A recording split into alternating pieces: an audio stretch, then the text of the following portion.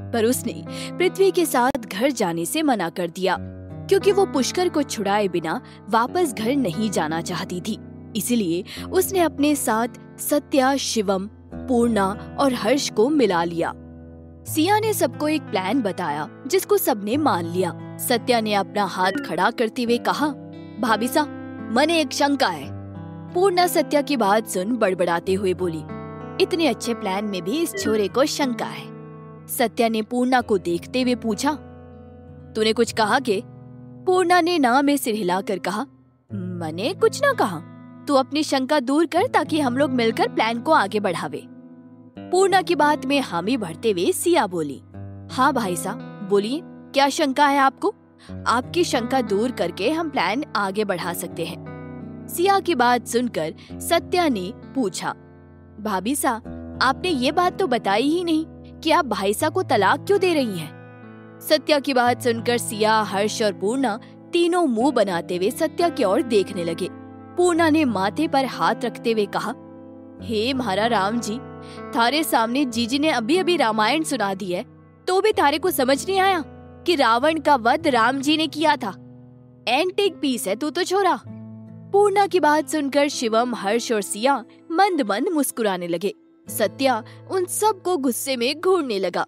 पूर्णा ने अपनी बात पूरी करते हुए कहा, शिवम ठाकुर सा, आपको तो कोई शंका ना है? शिवम ने मुस्कुराते हुए जवाब दिया, मुझे प्लान तो सब समझ आ गया है, और अगर भाभी सा अपने तलाक लेने वाली बात को एक बार सत्या भाई सा को ठीक से बता दे तो अच्छा रहेगा, नहीं तो टीम का एक मेंबर कम हो जाएगा। सत्या अपने कुर्ते की बाजू फोल्ड करते हुए बोला, शिवम, थारी जुबान आजकल कुछ ज्यादा ही चल रही है, अभी थारी सुताई करके ठीक करता हूँ। हर्ष सत्या को घूरते हुए बोला, मेरे सामने अपने छोटे भाई पर हाथ उठाएगा तू सत्या? तभी पूर्णा बोली, हाँ बोल छोरा। सत्या ने अपनी बाजू के बटन बंद करते हुए हर्ष से कहा, माफ करना भाई साहब। सत्या ने मन में कहा, ये छोरी तो मारी खटिया खड़ी करने पर तुली हुई है, एक बार ये मामला निपट जाए फिर देखता हूँ इसको।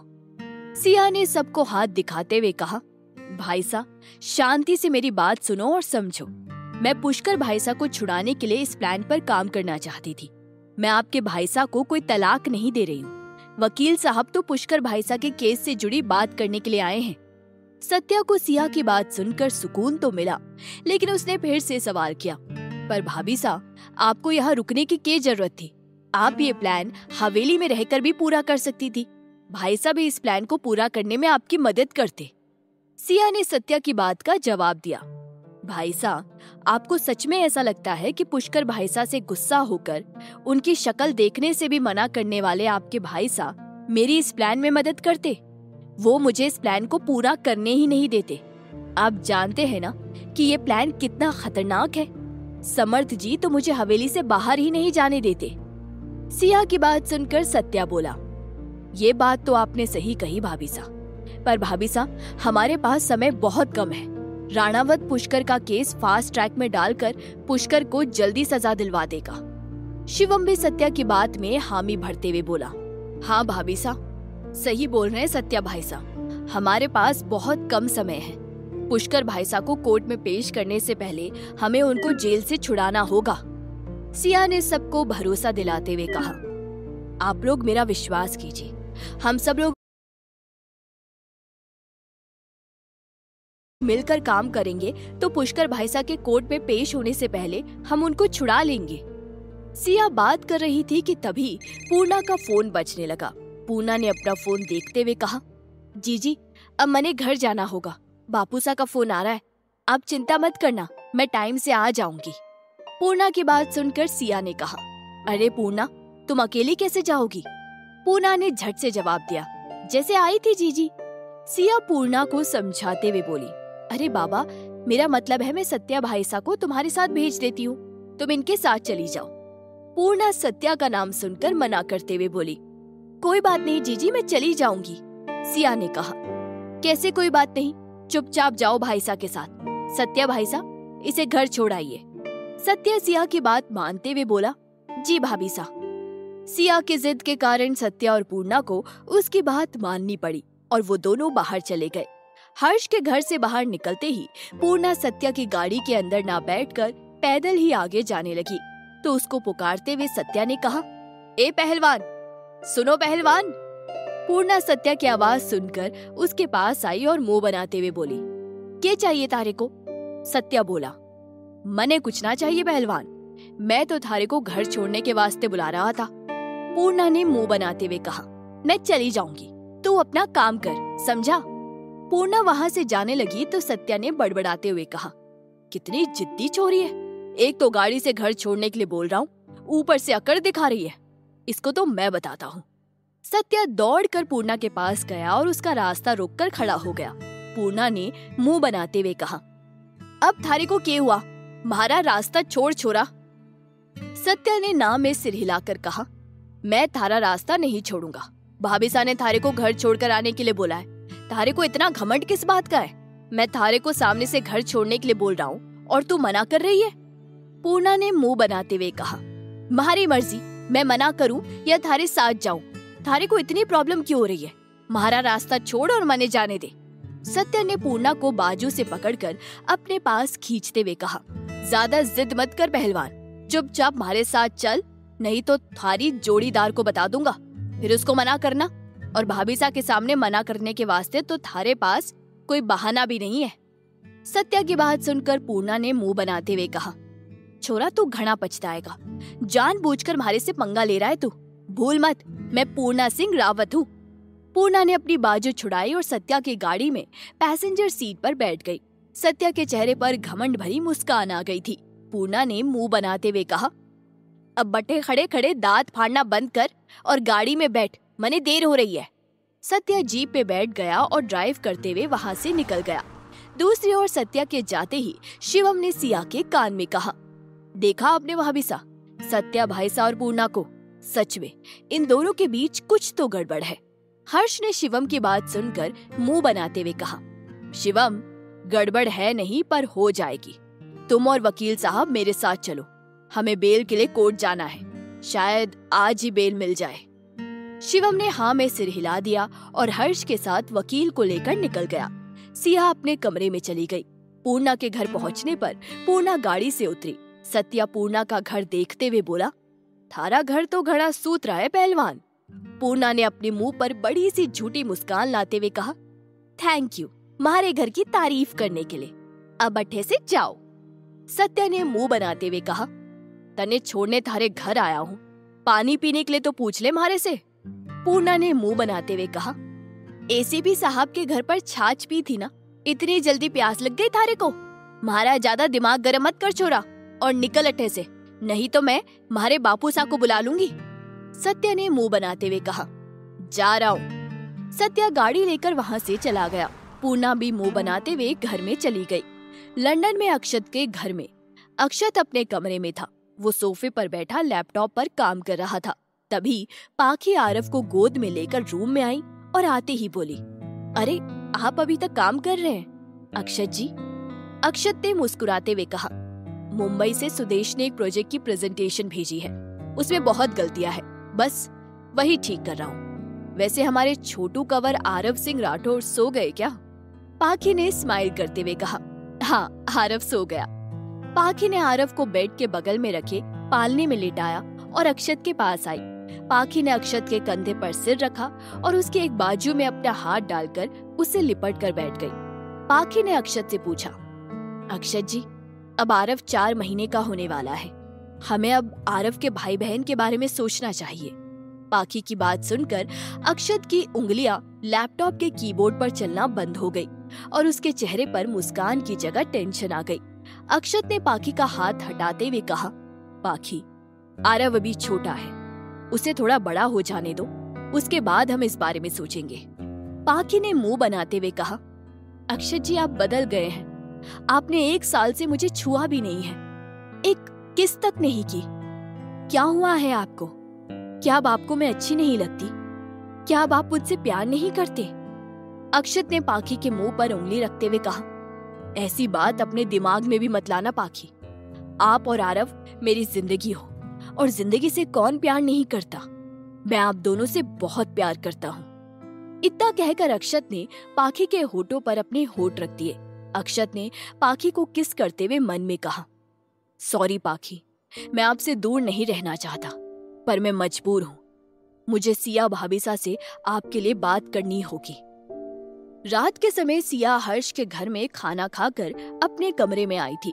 वो ड्रेसिंग टेबल के सामने खड़ी होकर अपने बालों की चोटी खोल रही थी कि तभी उसे अपनी कमर पर किसी की पकड़ महसूस हुई। सिया ने सामने ड्रेसिंग टेबल के शीशे में देखकर बौखलाते हुए कहा, आप यहाँ क्या कर रहे हैं? जाइए यहाँ से।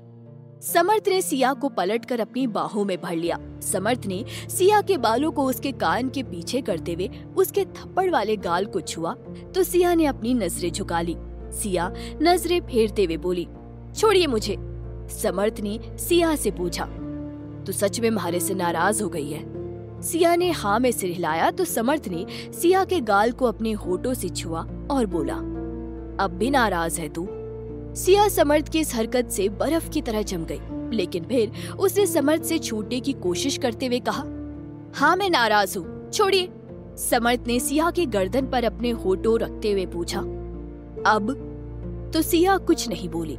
समर्थ सिया के कंधों पर किस करते हुए बोला, क्या अभी भी नाराज है? सिया हाँ में सिर हिलाकर जाने की कोशिश कर रही थी। तू ऐसे नहीं मानेगी, अब देख तू किस तरह नहीं मानती है। ऐसा बोलकर समर्थ अपने होठों को सिया के होठों के पास ले जाने लगा, जिससे सिया बर्फ की तरह जम गई थी। क्या सिया मानेगी समर्थ की बात? क्या सिया जाएगी समर्थ के साथ वापस घर? क्या सिया का प्लान होगा सफल? क्या पूर्णा और सत्या के रिश्ते में सुधार हो पाएगा कभी? क्या सिया इन दोनों के रिश्ते को सुधार पाएगी? जानने के लिए सुनते रहिए महारी चांद कवर, सिर्फ पॉकेट एफएम पर।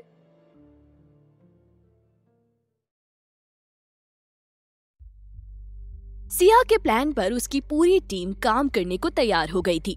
प्लान सुनने के बाद सब अपने अपने घर चले गए थे।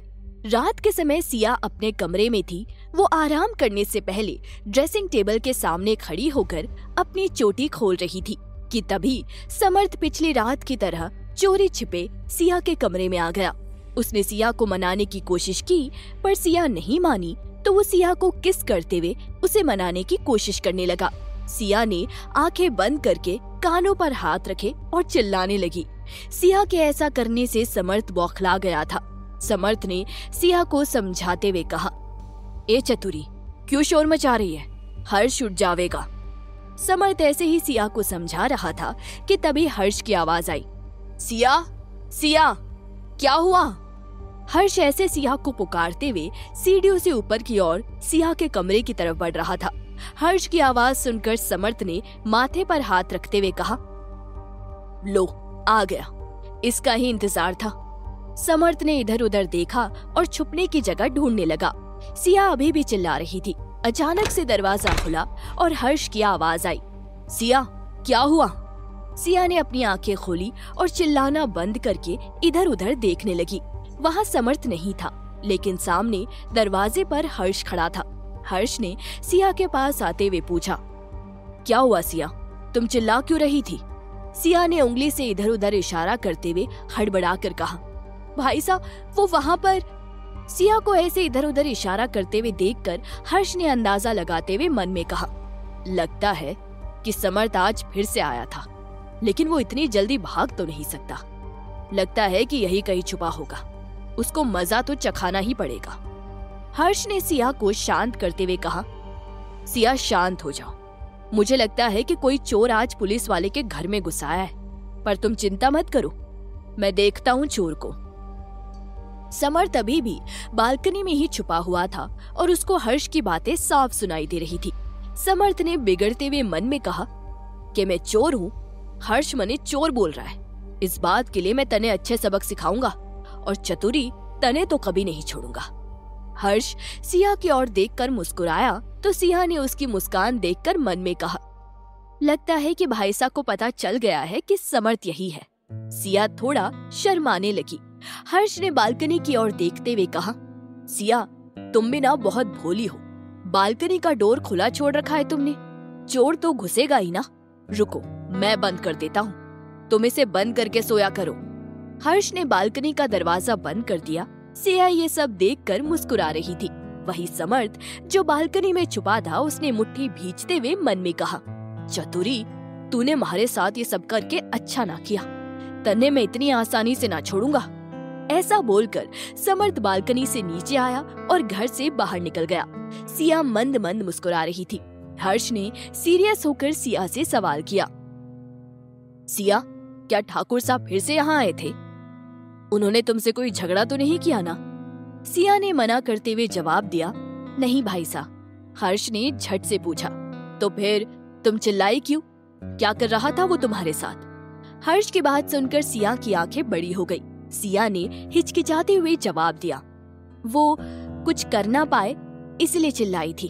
हर्ष ने मुस्कुराते हुए कहा, सच ही बोलते हैं सब तुम्हारे बारे में कि तुम बहुत चतुर हो, लेकिन मेरा दोस्त पागल है। अब तो उसका पागलपन और भी बढ़ गया है। उसने तुम्हारे लिए आधी रात को किसी के घर में घुसना भी सीख लिया है। समर्थ की हद पार होती जा रही है। पता नहीं क्या होता जा रहा है इसको। पहले तो ऐसा नहीं था। सिया ने हर्ष की बात सुनकर कुछ देर सोच विचार करके सवाल पूछा, भाई साहब, क्या आप इनको कभी माफ नहीं करेंगे? सिया का सवाल सुनकर हर्ष ने सीरियस होकर कहा, सिया, तुम्हें सो जाना चाहिए, बहुत रात हो चुकी है। सिया ने हर्ष से पूछना चाहा, पर हर्ष ने मुंह बनाते हुए कहा, मेरा पागल लोगों से कोई वास्ता नहीं है सिया। तुम समझदार हो इसलिए तुम्हें अपनी बहन समझता हूँ। अब तुम सो जाओ। हमें कल पुष्कर की बेल करवानी है तो कोर्ट भी जाना होगा। कल बहुत काम है। सिया को जवाब दिए बिना हर्ष कमरे से निकल गया। सिया ने अपनी कटार देखते हुए कहा, राघव, आप और शिव भी इन दोनों की तरह थे। झगड़ा करने के बावजूद भी आप दोनों एक दूसरे पर जान छिड़कते थे। मैं आप दोनों की दोस्ती के बीच में कितनी बार आई, लेकिन मैंने एक बार भी आप दोनों की दोस्ती को टूटने नहीं दिया। लेकिन अब समर्थ और हर्ष भाईसा की बारी है। मुझे इन दोनों को भी एक करना होगा। पुष्कर भाईसा वाला मामला निपट जाए तो फिर इसके बारे में सोचूंगी। सिया कटार को सीने से लगाकर बिस्तर पर जाकर सो गई। अगली सुबह पूर्णा एक लड़की के साथ लाखन के घर आई। पूर्णा ने घर के आसपास का शांत माहौल देखकर मन में खुद से सवाल किया, ये छवि का घर ही है ना? पर देखकर तो लग रहा है कि अट्ठे तो कोई रहता ही ना है। पूर्णा आगे बढ़ी और उसने घर का दरवाजा खटखटाया। अंदर से छवि की माँ सा कुंती घूंघट ओढ़कर बाहर आई, क्योंकि उसके चेहरे पर मार के घाव थे जिनको वो किसी को दिखा नहीं सकती थी। छवि की माँ सा कुंती ने पूछा, क्या हुआ छोरी? पूर्णा और उसके साथ आई लड़की ने हाथ जोड़कर कहा, खमा गणी का किस्सा। छवि की माँ सा बोली, छोरियो, तुम दोनों अट्ठे क्या कर रही हो? कोई काम है के? पूर्णा ने गहरी सांस लेते हुए कहा, काकी साहब, हमारे बापू सा अखाड़ा खोलने वाले हैं। वो कुश्ती सिखाएंगे, इसलिए हम कुश्ती सीखने वाली छोरियों के नाम लिख रहे हैं। आपके घर में भी एक छोरी है ना, कि उसको कुश्ती सीखनी है? कि मैं उससे बात कर सकती हूँ? छवि की माँ सा थोड़ा घबराते हुए बोली, नहीं नहीं, हमारी छोरी को कोई कुश्ती ना सीखनी। उसकी तो शादी तय हो गई है। तुम दोनों जाओ अट्ठे से। इतना बोलकर छवि की माँ सा घर के अंदर चली गई और उन्होंने दरवाजा अंदर से बंद कर लिया। पूर्णा ने दरवाजा खटखटाते हुए कहा, काकी सा, एक बार बात तो करने दो थारी छोरी से। दूसरी लड़की ने पूर्णा को समझाते हुए कहा, पूर्णा, वो बात नहीं करने देंगी, चल अट्ठे से। पूर्णा ने हाथ दिखाते हुए कहा, रुक एक मिनट। पूर्णा घर के चारों तरफ घूमकर कुछ ढूंढने लगी। तभी उसे एक खिड़की दिखी। पूर्णा ने खिड़की से झांक कर देखा तो एक लड़की बेड पर बैठी रो रही थी, लेकिन उसका चेहरा नहीं दिख रहा था। पूर्णा ने मन में कहा, शायद यही छवि है, इसके बारे में जीजी को बताना होगा। पूर्णा अपने साथ आई लड़की को लेकर वहां से निकल गई। दूसरी ओर कोर्ट में समर्थ और माधव दोनों पुष्कर की बेल करवाने वकील के पास आए थे। समर्थ और माधव जैसे ही वकील के चैम्बर में गए, उनको देखकर वकील ने उनका अभिवादन किया और कहा, बैठिए ठाकुर साहब, कैसे आना हुआ? समर्थ ने कुर्सी पर बैठते हुए जवाब दिया, वो मैं अपने भाई पुष्कर की बेल करवाने के लिए आया हूँ। समर्थ ने इतना कहा ही था कि वकील ने फटाक से कहा, ठाकुर साहब, पुष्कर ठाकुर साहब की बेल तो 1 घंटे पहले ही हो गई। वकील की बात सुनकर माधव और समर्थ चौंक गए। समर्थ ने हैरानी से सवाल किया, के कब और किसने करवाई बेल? वकील ने कहा, आपकी पत्नी और आपके दोनों छोटे भाई यहाँ आए थे, वही बेल के पेपर लेकर गए हैं। अब तक तो वो पुलिस स्टेशन भी पहुंच चुके होंगे। समर्थ और माधव वकील की बात सुनकर हैरान थे। माधव ने पूछा, अब क्या करना है ठाकुर साहब? समर्थ ने मुट्ठी भींचते हुए कहा, माधव, अब हमें पुलिस स्टेशन जाना है। माधव और समर्थ कोर्ट से बाहर आए और समर्थ की गाड़ी में बैठकर वहां से निकल गए। पुलिस स्टेशन में सिया, शिवम, सत्या और वकील पुष्कर के बेल करवा चुके थे। धीरू ने पुष्कर को लॉकअप से बाहर निकाला। पुष्कर सीधा सिया के पास आया और आते ही सिया के पैर छूने लगा तो सिया ने उसे झुकने से पहले ही रोकते हुए कहा, अरे भाई साहब, आप ये क्या कर रहे हैं? आप मुझसे बड़े हैं और बड़े भाई साहब ऐसे पैर नहीं छूते। पुष्कर ने मुस्कुराते हुए सिया से कहा, मैंने तो सुना था कि भाभी माँ समान होवे, पर मैंने आज देख भी लिया। सिया और पुष्कर को देखकर सत्या ने मुंह बनाते हुए कहा, भाभी सा का प्यार दुलार ले लिया हो तो अब भाई सा का भी प्यार दुलार ले लो। सत्या ने पुष्कर के सिर पर हल्के हाथ से मारते हुए कहा, क्या जरूरत थी थारे को लाखन की छोरी की मदद करने की? किससे पूछकर इतना बड़ा कदम उठाया तूने? सत्या की बात सुनकर पुष्कर ने सिया के पीछे छुपते हुए कहा, भाभी सा बचाइए मुझे, मैं तो बस भलाई करने के इरादे से उसकी मदद कर रहा था। सत्या ने मुंह बनाते हुए कहा, भलाई करने के चक्कर में तू जेल पहुंच गया। भाभी सा, आप बीच में से हटिए, आज मैं इसको छोड़ूंगा नहीं। सिया ने सत्या को रोकते हुए कहा, रुकिए भाई सा, शांति से बात कीजिए, आपका ही भाई है। सत्या सिया से कुछ बोलने ही वाला था कि तभी पूर्णा की आवाज आई, जीजी, जीजी।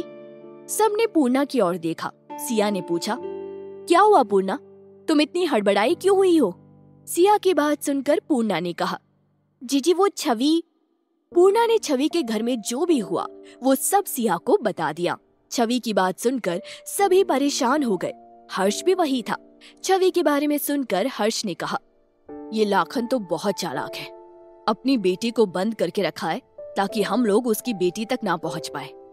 पुष्कर ने मायूस होकर कहा, ये सब हमारे कारण हो रहा है, छवि के साथ पता नहीं क्या हुआ होगा, बेचारी। सत्या ने मुंह बनाते हुए कहा, अब थारे को एहसास हुआ थारी गलती का? सत्या की बात सुनकर पूर्णा ने धीरे से कहा, पुष्कर ठाकुर सा को गलती का एहसास तो हुआ, थारे को तो वो भी ना हुआ। पूर्णा की बात सत्या ने सुन ली थी। वो पूर्णा पर भड़कने ही वाला था कि तभी सिया ने सत्या को शांत करवाते हुए कहा, भाई साहब, ये पुलिस स्टेशन है, आप लोग ऐसे झगड़ना बंद करिए। हर्ष ने सिया की बात में हामी भरते हुए कहा, सिया सही बोल रही है, हम सबको किसी ऐसी जगह पर जाकर बात करनी चाहिए जिसके बारे में हमारे अलावा किसी को भी ना पता हो। सिया झट से बोली, ऐसी जगह कहाँ होगी भाई साहब? सत्या कुछ सोचते हुए बोला, एक जगह है भाभी साहब, आप सब चलो हमारे साथ। सिया, हर्ष, सत्या, पूर्णा, पुष्कर और शिवम अपनी अपनी गाड़ियों में बैठकर पुलिस स्टेशन से निकल गए। फिर वो लोग एक सुनसान जगह पर बने पुराने मंदिर में पहुंच गए। वो मंदिर खंडर बन चुका था। वो माँ गौरी का मंदिर था। वहाँ पहुंचकर सिया ने मुस्कुराते हुए सत्या से कहा, वाह भाई साहब, आपने जगह तो बहुत अच्छी चुनी है। सत्या ने माँ गौरी को प्रणाम करते हुए कहा, भाई साहब की डांट से बचने के लिए मैं अट्ठे ही आ जाता हूँ भाभी साहब, और कुछ समय यही आराम से गुजारता हूँ। सभी माँ गौरी को प्रणाम कर रहे थे। सिया ने मुस्कुराते हुए कहा, अब तो हमारे साथ माँ गौरी का आशीर्वाद भी है, अब हमें हमारे प्लान को आगे बढ़ाना चाहिए। पुष्कर ने मुंह बनाते हुए पूछा, कौन सा प्लान भाभी साहब? सिया ने मुस्कुराते हुए कहा, आपको निर्दोष साबित करने का प्लान। सुनिए हमारा प्लान क्या है। सिया पुष्कर को प्लान बता रही थी और वो इस बात से अनजान थी कि उसके बाद कुछ दूरी पर एक पिलर के पीछे खड़े होकर समर्थ और माधव सुन रहे थे। समर्थ ने मुंह बनाते हुए कहा, ये सब हमारे भाई होकर इस चतुरी के साथ मिल गए। अब तो मने इन सबको याद दिलाना पड़ेगा कि ये चतुरी शेर है तो ठाकुर समर्थ सिंह सवा शेर है। क्या है सिया का प्लान? अब क्या करेगा समर्थ? सिया और अपने